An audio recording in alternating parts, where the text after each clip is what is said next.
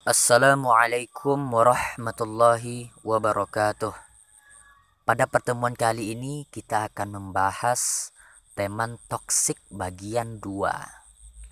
Siapa nih di sini yang punya teman tapi nyebelin, suka merugikan kita, bahkan sering bikin kita stres gara-gara kelakuan mereka?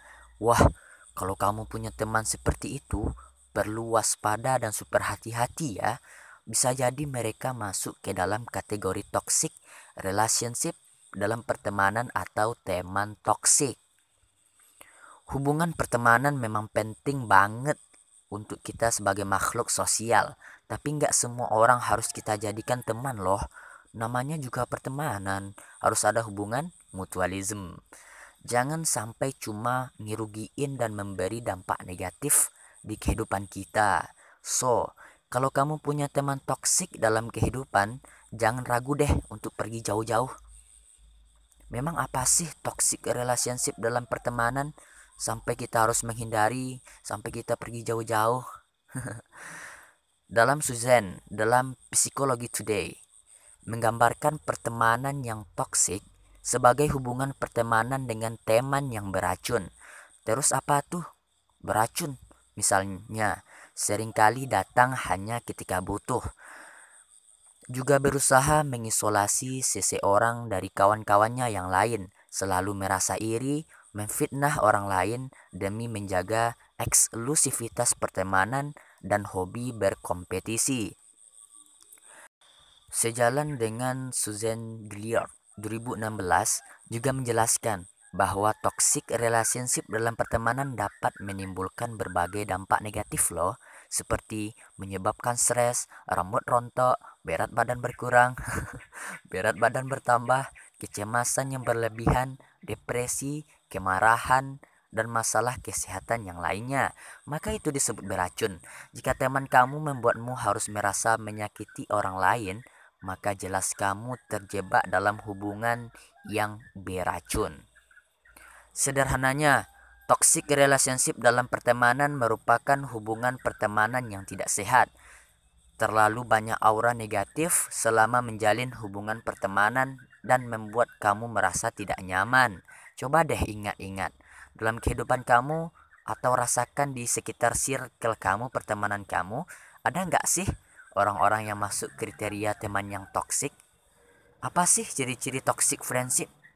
Katanya, ada tidaknya kita dalam membuat toxic relationship pertemanan tergantung dari bagaimana sudut pandang kita. Tapi jangan salah, toxic relationship dalam pertemanan juga punya beberapa ciri. Menurut Yager PhD dalam bukunya When Friendship Hurts, mengatasi teman berbahaya dan mengembangkan persahabatan yang menguntungkan. Ada 4 ciri-ciri. Coba deh dengerin sampai akhir ya teman-teman. Kira-kira ada nggak sih teman kamu yang seperti ini? Number one, bilangnya sih teman, tapi hobi banget kritik. Siapa nih? Mulai tersinggung ya kan? Mulai dari kritik keputusan-keputusan besar dalam hidup kita, bahkan kritik untuk hal-hal sepele seperti baju yang kita pakai atau makanan yang kita makan. Semuanya dikomentari. Kalau kritiknya membangun, it's okay ya kan? Tapi kalau sekedar pendapat negatif yang justru bikin kita kepikiran dan gak pede, say no. Katakan tidak ya teman-teman. Kritik dalam kehidupan sehari-hari emang gak bisa dihindari. Tapi percaya deh, kalau kamu berada di hubungan pertemanan yang sehat, kamu akan menerima kritik yang membangun dan membuat kamu semakin baik. Number two, teman sih, tapi cuma datang waktu butuh doang. Hayo siapa nih? Sharing gak sih? Kita dengar sindiran ini, datang kok cuma kalau pas butuh doang. Kalau kondisinya kita bisa bantu sih, it's okay ya. Tapi kalau kita belum bisa bantu terus dipaksa-paksa membantu, ini nih yang bikin repot. Atau kalau mereka lagi butuh, langsung tuh chat kita. Giliran kita yang butuh, hilang tidak tahu kemana. Selain datang ketika butuh, teman toksik cenderung bergantung pada diri kita. Apa-apa selalu diminta dibantu, minta ditemenin, minta ini dan itu yang mempermudah hidup mereka. Dan gak jarang bikin kita kerepotan sendiri, nggak bisa mandiri, dan jatuhnya malah bisa menyusahkan diri kita sendiri. Aduh, seperti benalu deh. Number 3. Katanya teman, tapi dikasih masukan gak mau. Singkatnya sih keras kepala, maunya menang sendiri dan anti dikritik-kritik, kelap.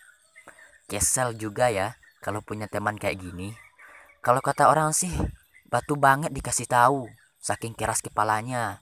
Orang-orang yang keras kepala selalu merasa pendapatnya paling benar.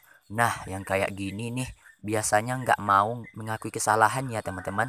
Sekali dua kali mungkin masih bisa sabar punya teman kayak gini. Tapi kalau udah keterusan, aduh, elus dada ya. Number 4. Nggak punya empati sama kamu. Kok dibilang teman? Nah, ini paling ngeselan sih. Ngakunya teman, tapi ketika kita lagi susah sama sekali nggak peduli. Jangankan membantu kesusahan, peduli aja nggak, empati aja nggak. Sifat egois dan acuh bercampur jadi satu.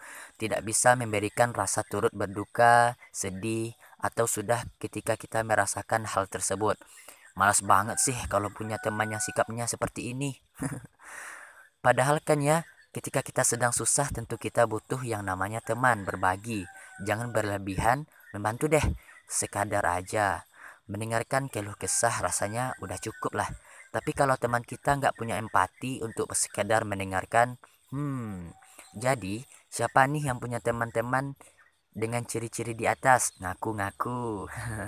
Teman aku ada yang kayak ciri nomor 1 kak, tapi satu aja, bisa dibilang toksik nggak sih kak? Coba deh kamu refleksikan lagi, benar-benar mengganggu hidup kamu kah? Selama kamu merasa nggak nyaman yang berlebihan dan mengganggu aktivitas kamu, itu sudah toksik ya guys. Yuk pelan-pelan kita hindari hubungan pertemanan seperti itu. Paham kok, itu nggak mudah banget, tapi yakin deh pasti bisa. Yuk deserve to have healthy friendship. Semangat teman-teman. Terima kasih ya udah dengerin.